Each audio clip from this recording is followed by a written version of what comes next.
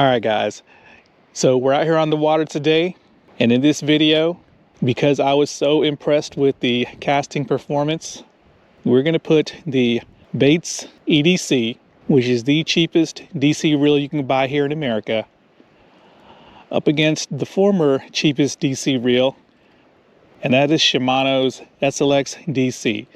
And just for clarification, this is the North American version. Now, if there's interest, I can do this test again with the mighty SLX DC XT, which is an overseas reel, but I'm going to need at least 300 likes on this video in order to get that done.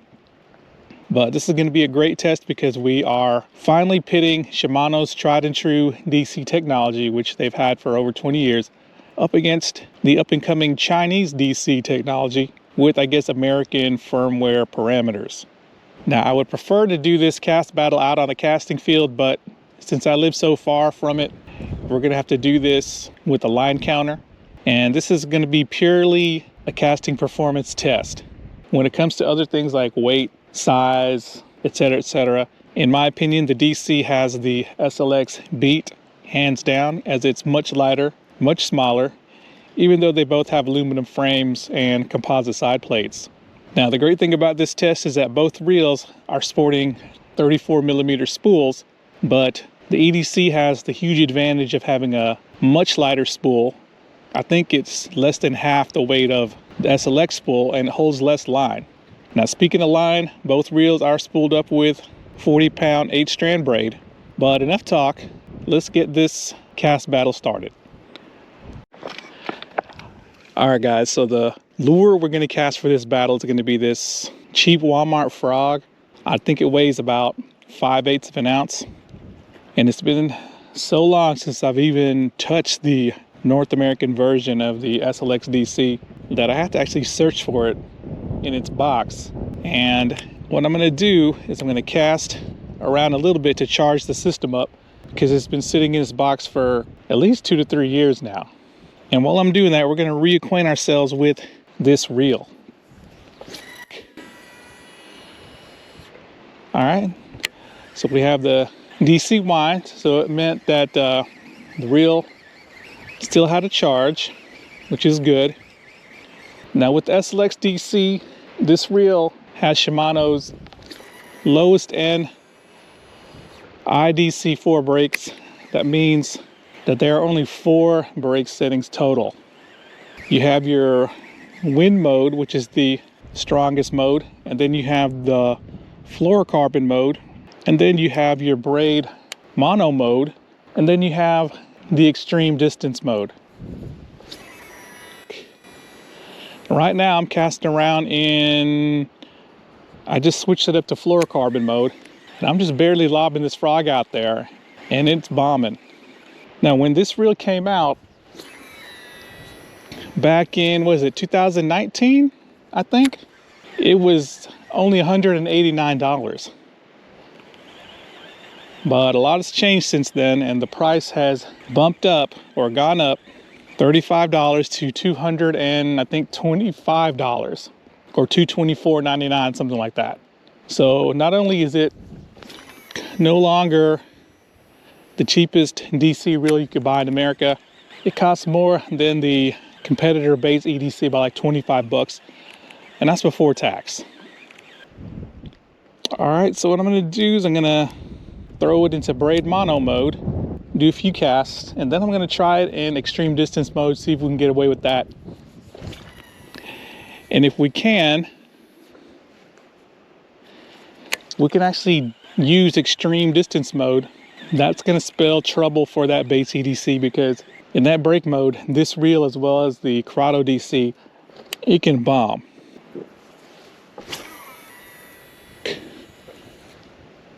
So in braid mono mode, spool is fairly controlled. I'm not really casting too hard. I'm not seeing any kind of blow-ups or overruns during the cast. Make sure that this frog is empty, and let's just go ahead and throw it into extreme distance mode, which is the #1 setting on the dial. We'll see what happens. Now, if we can't get any clean casts in this mode, We're just gonna have to settle for braid mono mode. I'm gonna have to wait for this wind to die down to get a true gauge of if we can cast in this mode. All right, there we go.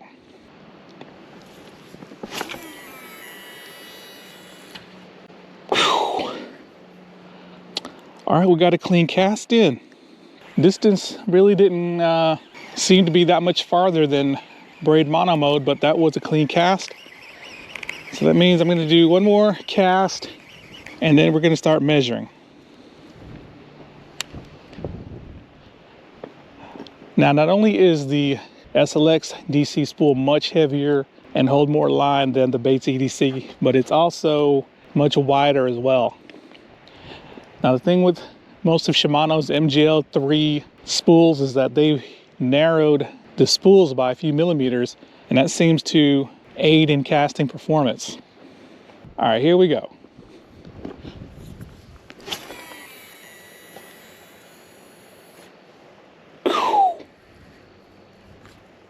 All right, so we almost cast all the line off. Now this, I guess it's not the thinnest braid out there, and if the Bates EDC can really bomb this frog, it may have some issues with line capacity. All right, cast number one.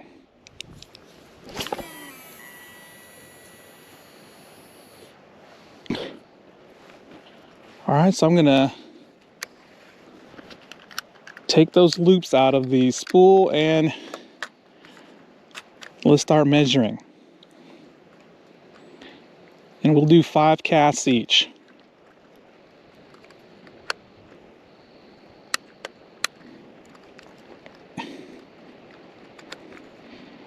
All right, here we go. Visually, that looked like about maybe 50 yards tops. Now, I will admit that I should have picked a different rod for this test, something stouter, because we're on the upper limit of the lure range for these rods, which are the 6'6" medium Chinese Mojo bass rods. But according to the line counter, 156 feet for cast one.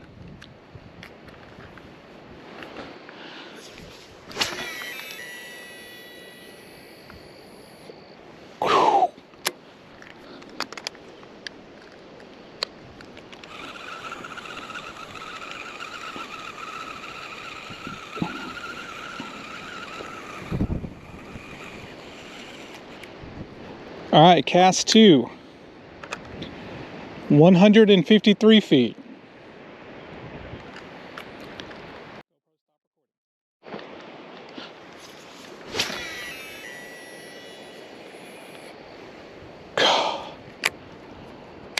All right, so I'm gonna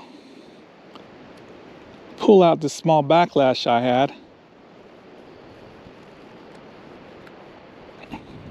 And we'll do a couple of cranks. And let's measure.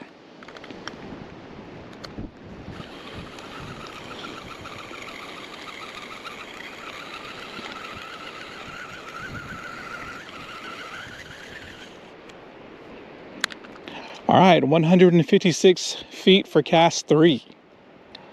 So very consistent so far.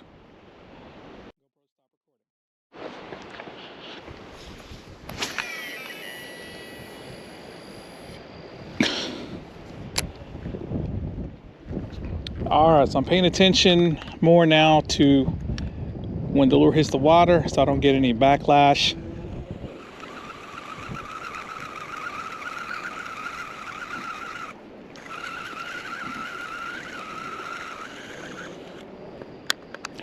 All right, so it's between 152 and 153, so we'll go 153 on cast four.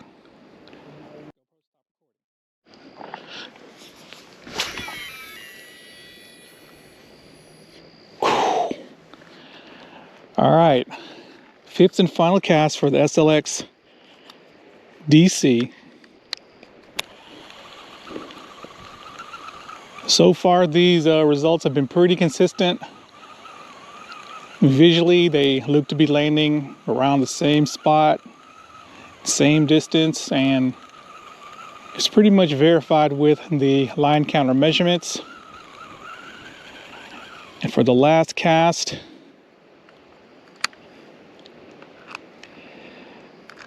$154 feet for cast 5. So let's get to the base EDC. All right, so base EDC. And since the EDC has pretty much stepless brakes with virtually infinite settings, I'm gonna have to dial this reel in to find the optimal setting before we start measuring. So that's another advantage the Bates has over the SLX. You're not limited to just 4 settings. All right, here we go. We are on what looks to be the 3rd largest dot on the little ghost writing. So let's start casting.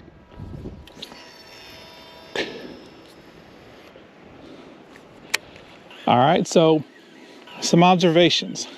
The Bates is much smaller and much lighter than the SLX. I noticed that immediately. And when I casted, the sound was much quieter than the SLX. I don't know if you guys could hear it through the mic there. But we had no problems with the spool and line control on that cast in this setting.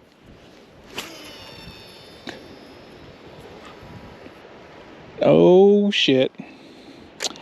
So that was just an easy overhead cast, not even full force. And yeah, I think the SLX DC has a fight on its hands. And strangely enough, cranking in this frog with the Bates, it feels smoother and more powerful. That's just my observation. We're gonna go, let's go down 2 dots. 1. So we went down 2 dots and let's cast. Oh. Okay, so with just a simple overhead cast with the brake setting where it is, but it looks like we found the setting. And we did have overrun, but that's because I didn't really cast that hard. Maybe a full force cast would solve it, and let's find out. But first I gotta wait for the wind to die down. Now while I'm waiting for the wind to die down, just to explain, a lot of times when you are, doing full force casts, you can get away with a low brake setting if you're casting something that is dense and flies through the air pretty well like this frog. But if you try to do, 85 or 75% cast on the same setting, you might get a backlash because the lure is not traveling as fast through the air, if that makes sense. All right, here we go.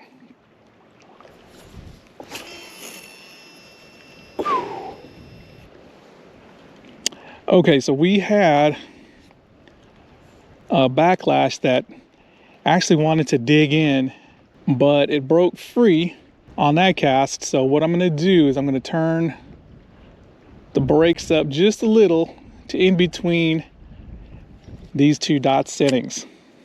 Now, unfortunately, Bates did not number these settings, but looks like we had plenty of line left. So I think if this cast is clean, we found our setting. Here we go.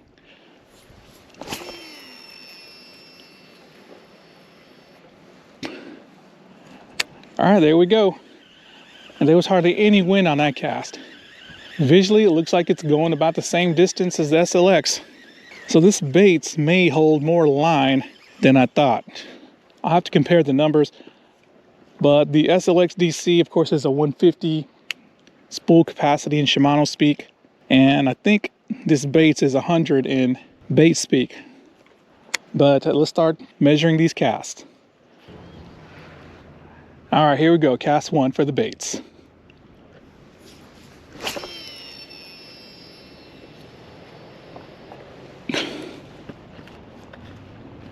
So that was more of a rainbow cast than I would have liked, but it was clean.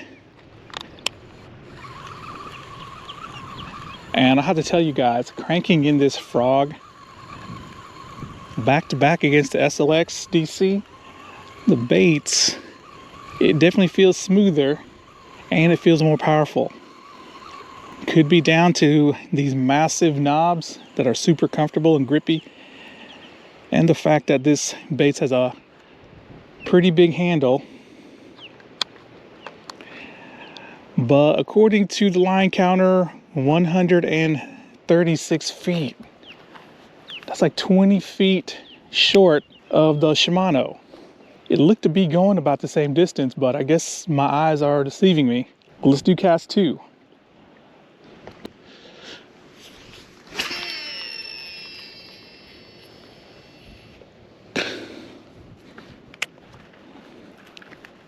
Okay, so just visually looking at the frog, I guess the Shimano was casting a little farther. It's hard to determine from this view, but there's plenty of line left on the bait spool after that cast. And according to this, it says 146 feet on the line counter for cast 2.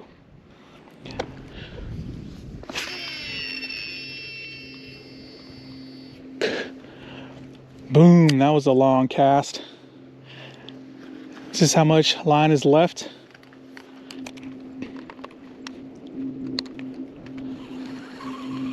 So that particular cast looked like it was going about the same distance as the SLX casts.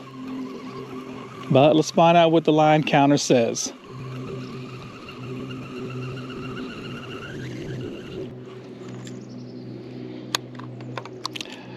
Yep, it says 152 feet. So these casts are getting longer, but 152 for cast number 3.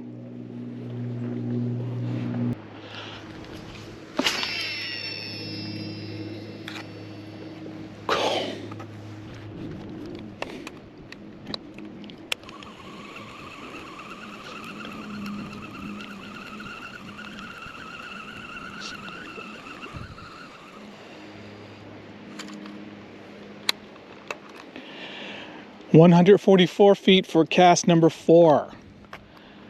So it went back down.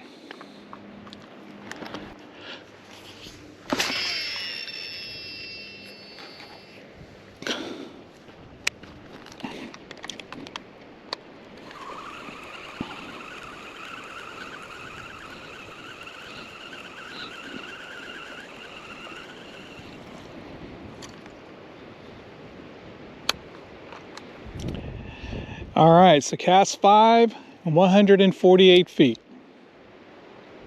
So let's go home and talk about the results and my thoughts.